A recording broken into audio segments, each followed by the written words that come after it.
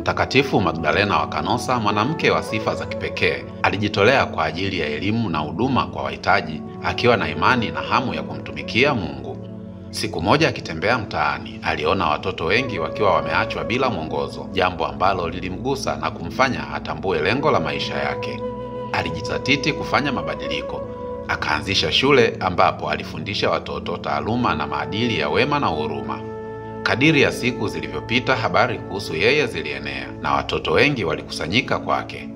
Kupitia imani yake isiyoyumba, alikuwa nguzo ya tumaini katika jamii, akiwahamasisha si tu watoto bali pia familia zao. Huruma yake ilikwenda zaidi ya darasani, kwani alijali watoto wagonjwa na kusaidia familia zilizo katika shida.